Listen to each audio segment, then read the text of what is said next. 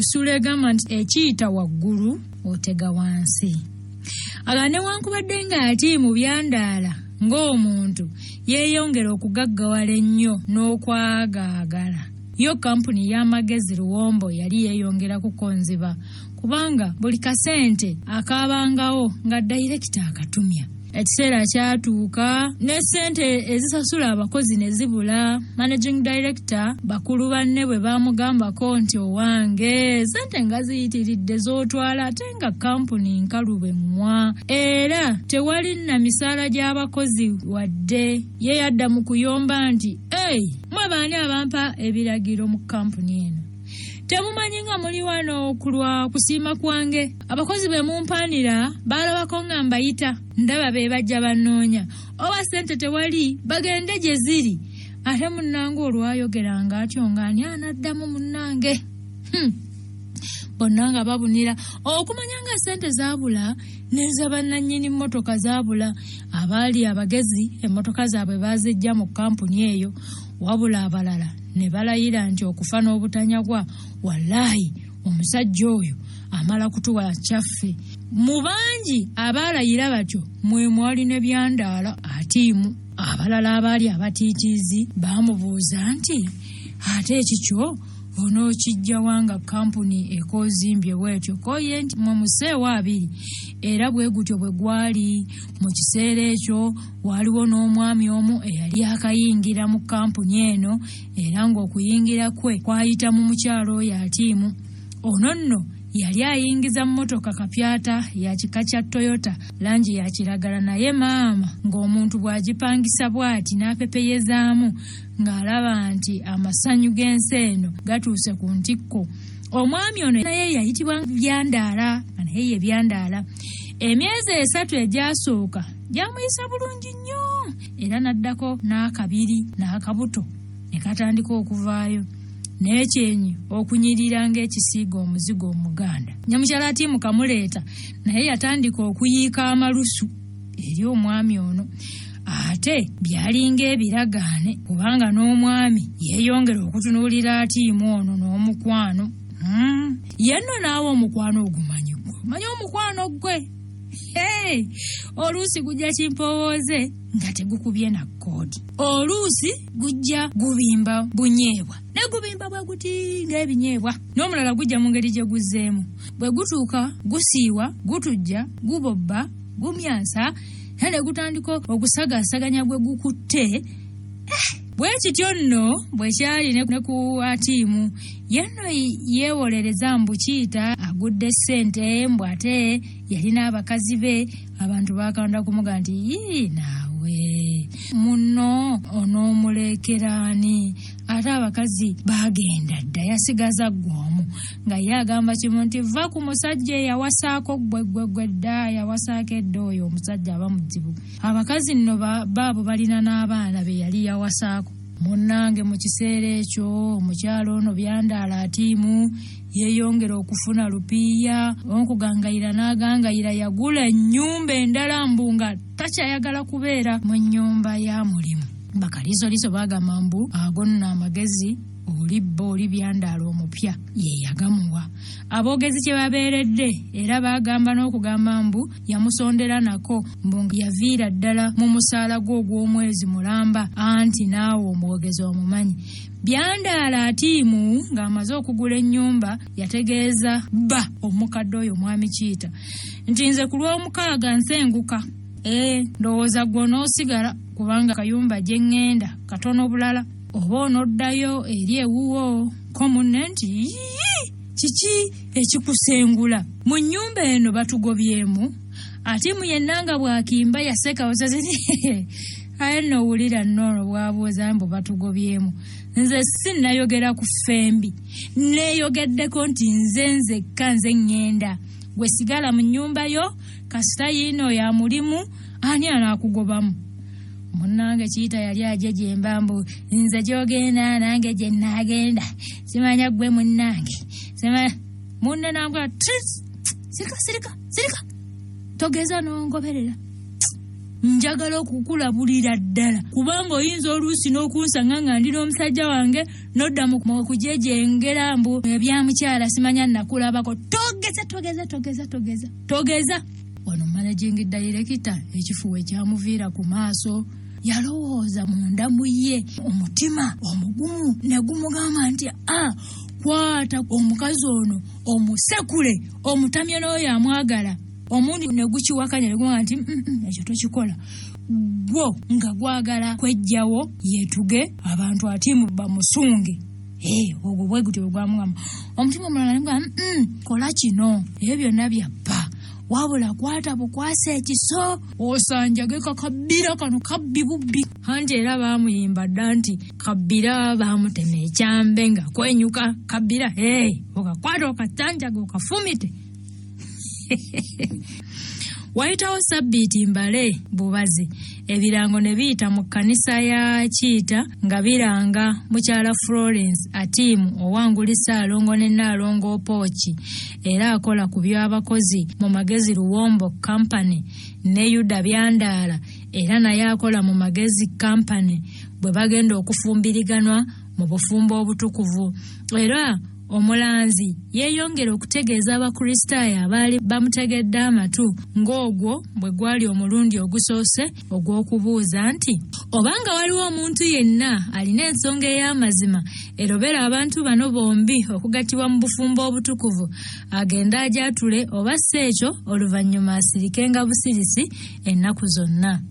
Abawuliriza baali bakyewuunaganya buli omu mu mutima gwe. Omulanzi n'akawaŋŋamula bwe yatandika okwetonda nti bannange mwenna omukyalo ono gwe tulanze mwenna mumumanyi nga bw'alina obuvunaanyizibwa obungi ennyo.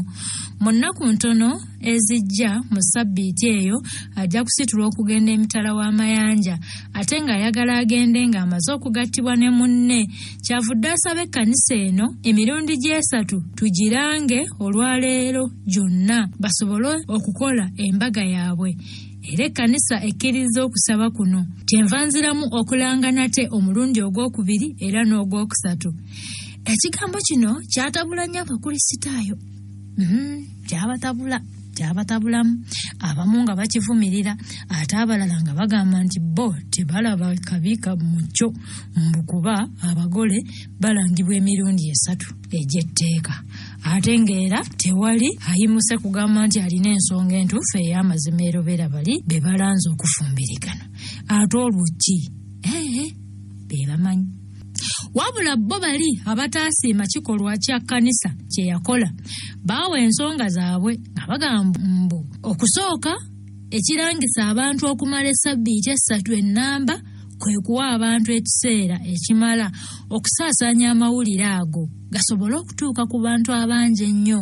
Ekirala bagamba nti bw'olanga emirundi katugambe esatu ku lunaku olumu ng'ekkanisa eno bwekoze mbu oba obuulidde abantu be bamu ate nga kituufu. Waliwo n'ensonga endala nnyingi ze baaleeta naye nno munnange bajjajja baalugera nti lupiiya kyeremwa. Kaakati munnange kyeremwa ow'enkata tozinga. Era bwe gwali bwe gutyo munnange mukyala Byandaala Atiimu ng'afumbirigana ne munne gwe yalonda mu bangi Yuda Byandaala ng'olwo afuukira ddala mukyala Byandaala Ggere. Wabula tolowooza nti okufumbiriganwa kuno tekwalimu akatuubagiro ng'azina n'ow'enkufu. Mukyala Atiimu oba mu kujoogereza oba mu buntu bulamu nange saamanya yagezaako nnyo obuteerabira kuyita bakozi banne ku mbaga ye.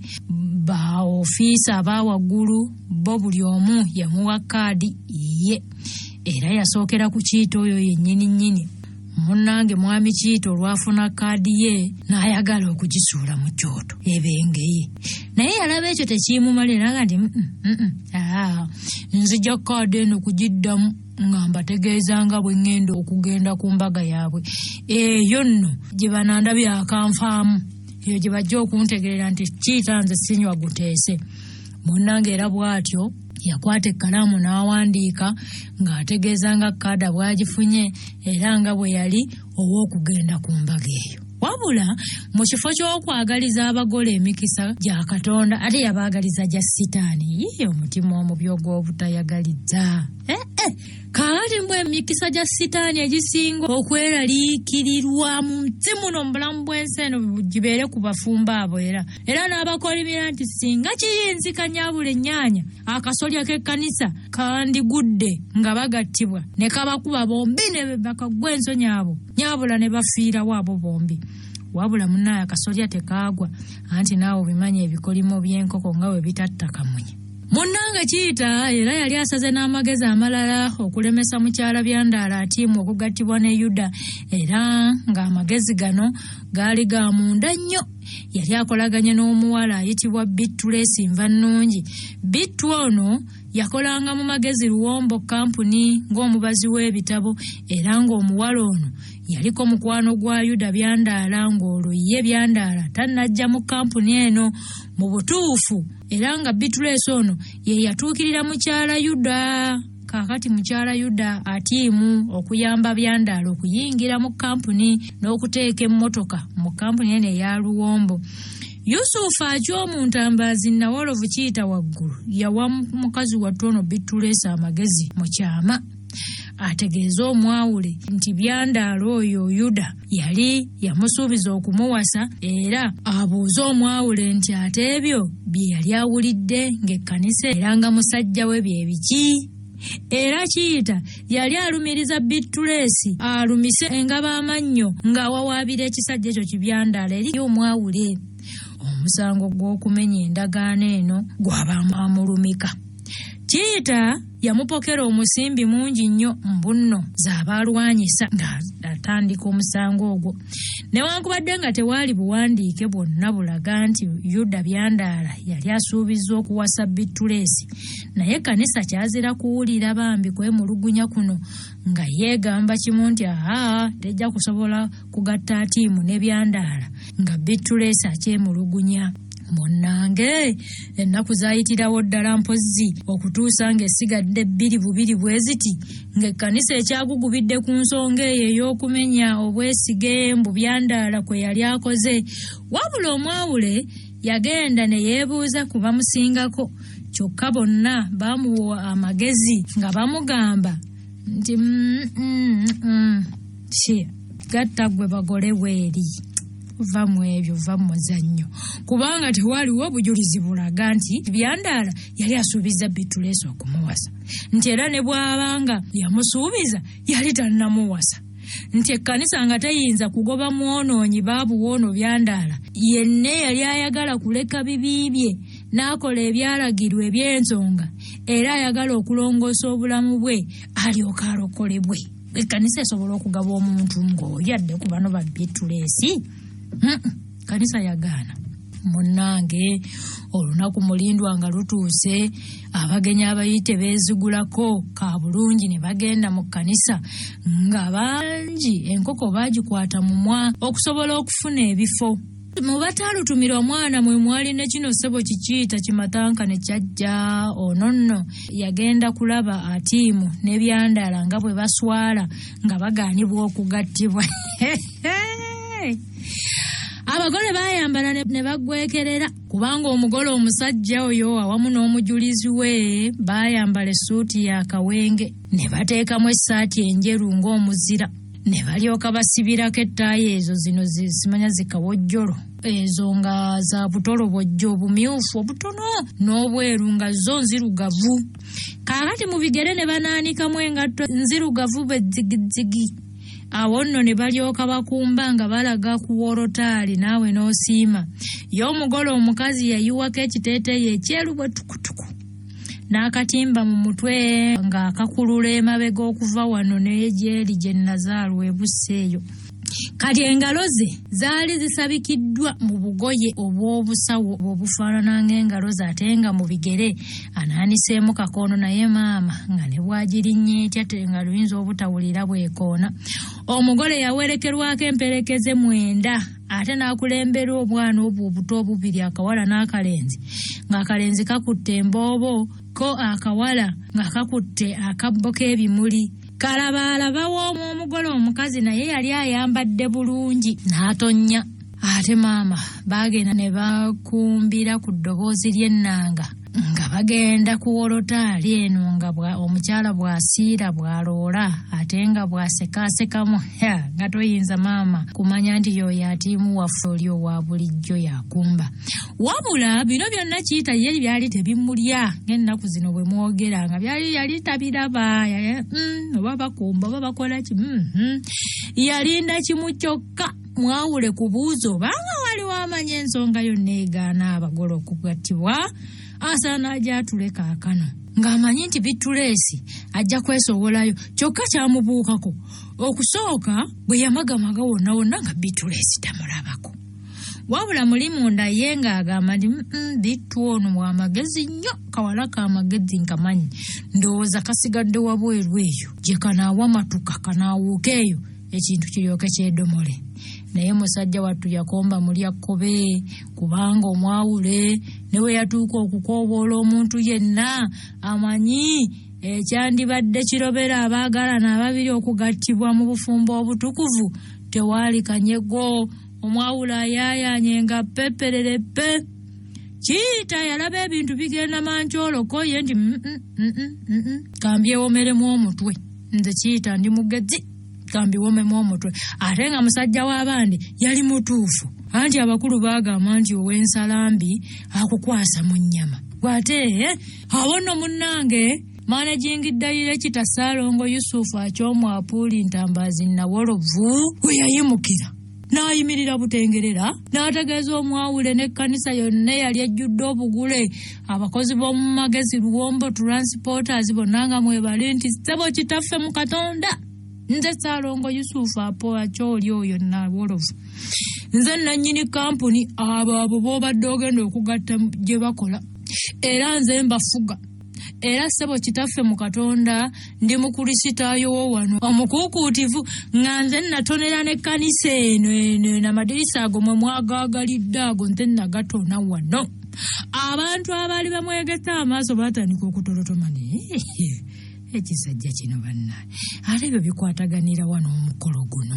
Wabula ye yeeyongera mu maaso nti abantu abo ssebo b'obadde ogenda okugatta balimba nnyo nga gye nkomezza. Omwami oyo Byandaala oyo yalimba omuwala ayitibwa Bittuleesi nti agenda kumuwasa. Ate noono atiimuka nagondi akakangabalidde mu butimba nze mukama waako era nze nakawa omulimu n'ebyobugagga nti agenda kunfumbirwa era nangobesa ne bakazi bange bonna nabagoba n'ensigazo oyo omukyalo oyo atiimu. Kaakati wuuno akangabadde mu butimba mbwagenda kugattibwa n'akalenzi obulenzi kano k'enfuga obufuzi kano era ssebo yali akyeyongera okufukumula agagambo. Omwawule n'ayita omukulu w'abakebezi n'amukuba akaama. Omukebezi n'agenda awali abagole n'abaako kyabagamba. Ate n'agenda awali Kiita naye n'abaako kyamugamba. Omukebezi n'akulembera abagole ne Kiita n'abatwala mu kasenge abasumba gye bambalira. Omwawule n'agamba abantu abaali bazze ku mbaga nti bannange mutusonyiweko naye mutugumiikirizeko katono. Olwo naye n'atambula mpola n'agoberera banne. Wano abagenyi abaali batandise okuvuuvuuma abamu nga bawakanira ddala mu maloboozi aga waggulu ssebo. Omuntu bw'akugaana guba musango muloope. Kaabalala ne baga nti omala otya okulya ebintu by'oli n'okeera enkya nti ofumbirwa wala. Era n'abakazi bannange oba abakazi munnange abangi bwe bakwebaza ngolooza teruweze naye mwanange mu kasenga abakulu tebaamalayo na kaseera. Tebaabugumya na mbooge nga bakomyewo. Baakomawo nga buli omu ajjudde akamwenyumwenyu ku matama era omusumba olwesimba ku kituuti n'alanga bayimbe ekitundu ekisooka eky'oluyimba 253 mu kitabo ekyokusaba ekijja. Oluyimba lwali lukwatagana na kwagalana era nga lugenda bwe luti: twagalane, okwagala kwe kuva eri Katonda, kale ffe abooluganda tube nnyo n'okwagala. Bayimba buyimbi nze siyimbye. Olwasirisa okukola eby'ekitundu ky'oluyimba olwo, Omusumba n'ayogera mu ddoboozi ery'omwanguka nga yeebuuza nti ababiri bayinza batya okutambulira awamu wabula nga batabaganye? Empologoma ewulugumye ani ataatye? Mukama Katonda ayogedde ani ayinza obutalagula? Newankubadde ng'ebibuuzo byafaanana obutaba na makulu nnyo mu ddakiika eyo, wabula oba olw'eddoboozi ly'omubuulizi ery'omwanguka oba olw'okwagala okumanya ebifudde mu kwegeyaamu kw'abagole ne kiyita mu maaso g'omwawule, abantu baasirika mangu era ne batandika okuwuliriza ennyo. Kino omwawule kyamuwa omukisa okwatula obulungi ebyali bivudde mu kuteeseganya. Abooluganda, ebyamagero tebirikoma. Buli kaseera Katonda waffe yeesigaliza obuyinza n'akola ebyo ggwe nange bye tutya nti tebikoleka kubanga tujjudde obunnanfuusi. Kale laba bw'afaafaaganyiza enkwe za Sitaani eyakedde okusaatuukira wano. Nina essanyu okubategeeza mwenna nti emitawaana giwedde. Awo Mwami Byandaala kwe kutandika okulayira. Era ekyaddirira ye Mwami Byandaala. Nze Byandaala nkuwasa ggwe mukyala wange Byandaala Yatiimu. Omwawule teyalinda Mwami Byandaala kweyongera kulayira. Namuga nti tonnamuwasa, tannafuuka mukyalawo, ddamu olayire. Abaali mu kkanisa yabawa kibbo kya nseko, wabula musajja wattu Byandaala ng'asonyiyibbwa okulayira ebikyamu yali takyali Byandaala wa bulijjo. Omanyi ababeeberezi bagamba nti atamanyi busungu bwa muddugavu amutikkantamu efumba. Kubanga mukama wange enneeyisa ya kikiita kino mu kkanisa Byandaala yamuleetera essungu eribimba ng'omwenge omusu. Byandaala yakwatibwa obusungu n'ajjula ekkonda era n'amalirira okwesasuza ekisajja ekyo kiti ate ani yeesasuza? Oli omutwalidde omukazi. Kaakati mu ssungu lino lyonna n'ebyali mu kkanisa oluvannyuma ng'abagole bakomyewo, Byandaala teyabigobereranga, nga kino kyamuleetera n'okukankana ng'alayira era n'okulayira ebikyamu. Musajja wattu yalayiranga n'afumintiriza ebyandibaddewo singa omwawule yagaanira ddala okubagatta. Bwe yava ku ebyo n'alowooza omusimbi ogw'ekifa mukoko omungi gutyo Byandaala gwe baali bawadde kino kikiyita okukisirisa. Baagulirira ebyali mu kasenge baagulira. Bwe yatuukanga awo ate n'anyolera ddala omwawule ensingo nti naye abaawule bano teebereza kiyita okutusaba ssente zino zonna ng'omwawule awulira ate n'omwawule yennyini n'azisemba ddala. Mwawule ki? Muntu wa Katonda muki oyo? Simanyi bagenda kuzigabana. Obusungu bwe yatuuka awo n'abanga aloota. Era kalabalabaawe tabeera kubanga amukoonako buli kaseera osanga yandirootedde ddala ate ng'eno bw'ayogera.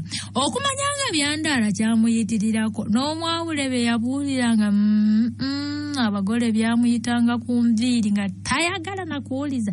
Ebintu ebimu yabiwuliranga n'amatu ge ga kungulu, gamba nga yawulira omwawule ng'ayogera ku kusonyiwagana. Omwawule agamba omusonyiwagane n'okubugumiikiriza kubanga omusajja w'abandi omwawule ekigambo ky'okusonyiwa yakiddiŋŋana nnyo. Yayogera ne ku kusonyiwa muganda we emirundi 7 mu emirundi 7, ate n'ayogera ne ku lunyiriri olusaba Katonda okutusonyiwa ebyonoono byaffe nga ffe bwe tusonyiwa abatwonoona. Naye ebyo byonna nga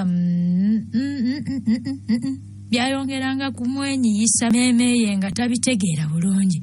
Yagiranga ne yeebuuza nti mawe wadde kusonyiwa kubaawo, naye ng'omuntu adda mu kusonyiwa kino kimawaggali kimatankane owanno so kusonyiwa nno tombuulira.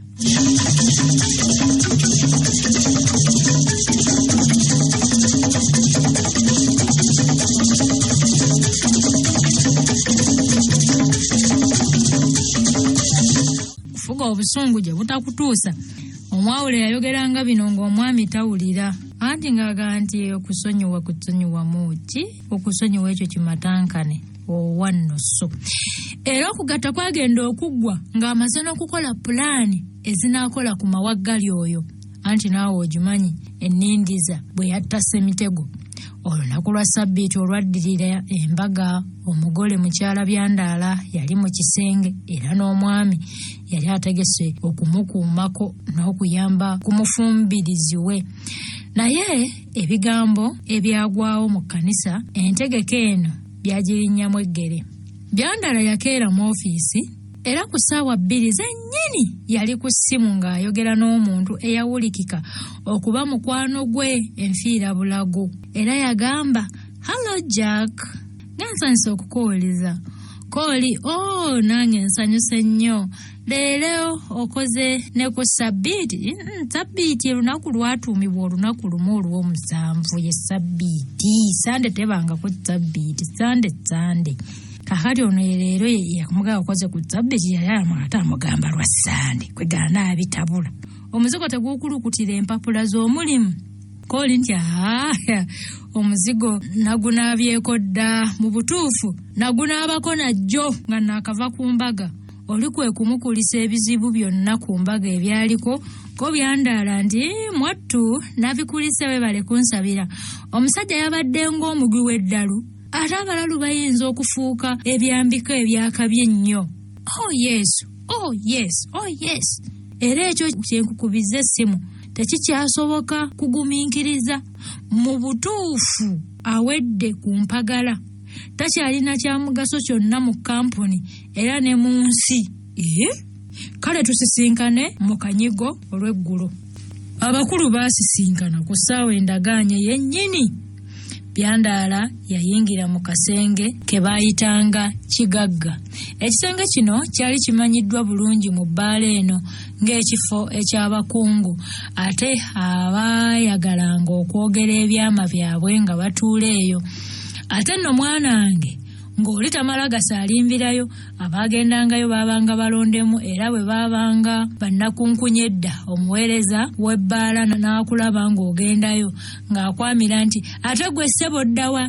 Jangu otuule eno gyendi." Wabanga naawe oli omu ku bakungu naye nga tomanyiddwa mu kigagga, mpozi era ng'onoomala kwennyonnyolako okukukkiriza okutuukayo, so nga ate mu butuufu wali watuulikikako wokka mu bbaala yonna.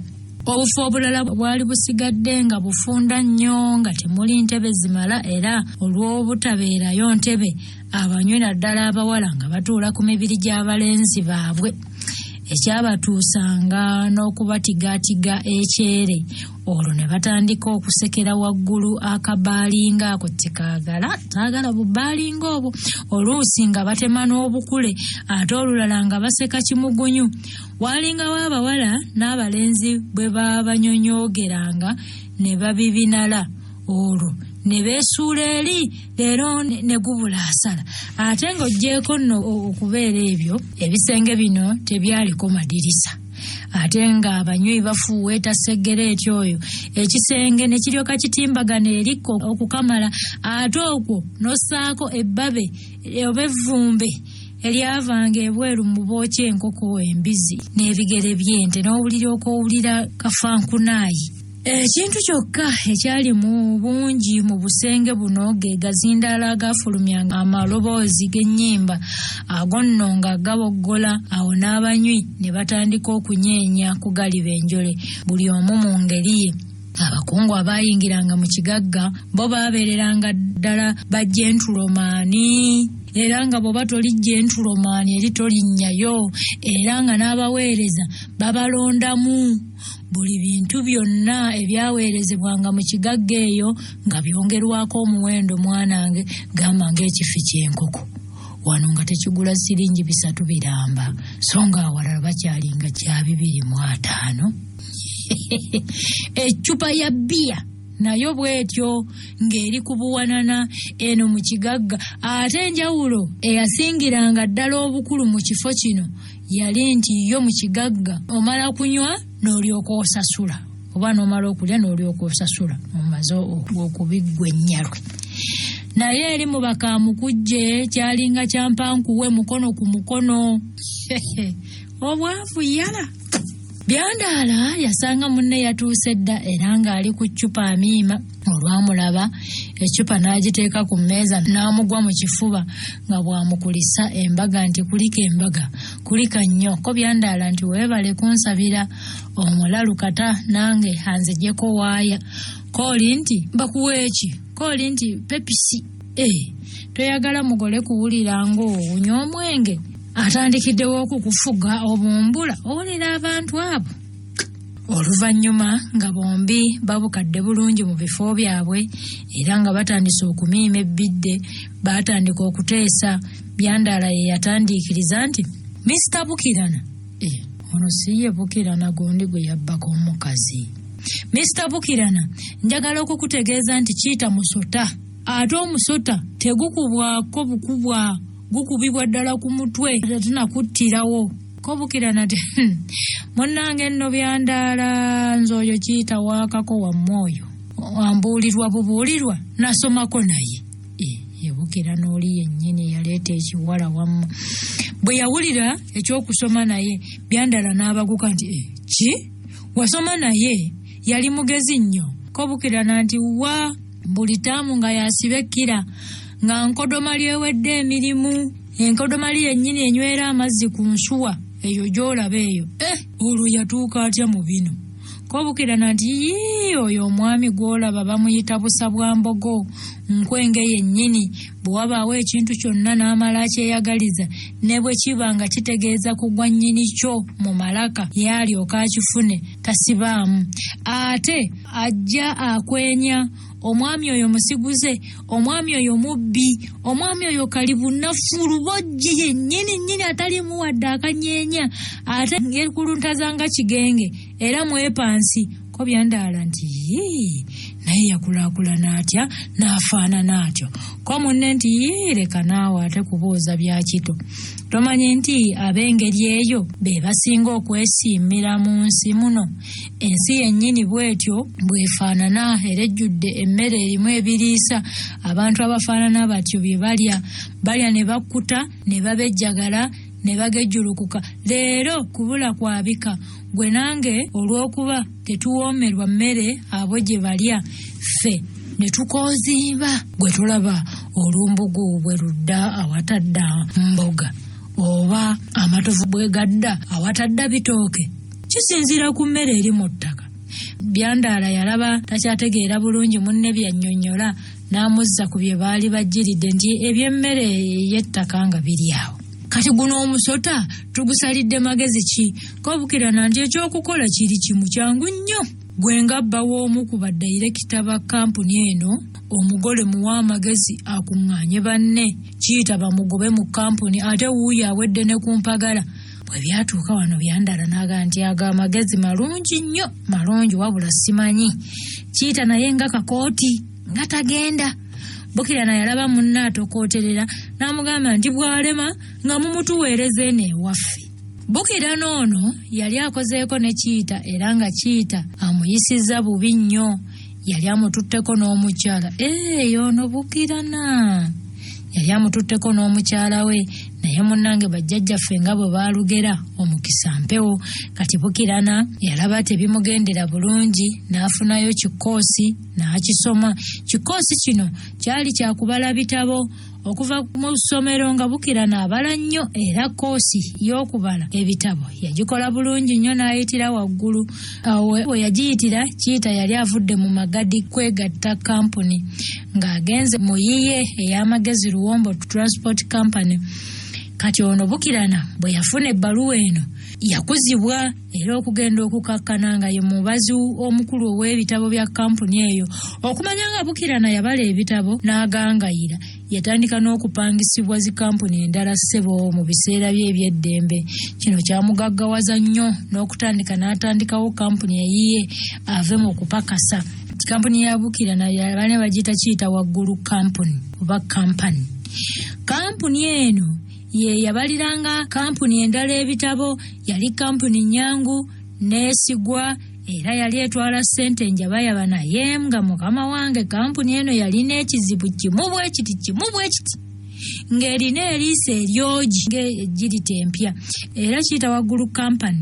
Abakozi b'omu bitongole by'ensimbi abantu baagiwandanga lulusu bwe gwatuukanga ku kuzuula ensobi, so nno teyali kampuni nkambwe bambi naye nnyabo nga kaliisoliiso nnyo. Kampuni eno Byandaala gye yalondawo okufuuka ekissi kye Fuulabiswa. Bwe bwakeera enkya mukyala Byandaala n'ayita mu baddayirekitaazi bonna alabe bameka abaalina obusaasizi gy'ali olw'ebyo ebyali bimutuuseeko mu kkanisa. Ku baddayirekita 10 yasanga nga 7 baali naye. Mu butuufu bo Kiita nga managing director baamwetamwa dda mu kampuni muno. Mu baddayirekita abaali basinze okumwetamwa nga mwali ne dayirekita Lwembaawo oyo mwalimu ne dayirekita Bakyayita. Ono Kiita yali yamukyawa dda. Kiita naye yali yamubba ate yamusibisiza obwemage. Kati Bakyayita yali yagezaako dda okukwasa omusajja ono naye n'abulwa. Akawenda mwamukwasiza kati yali amulina.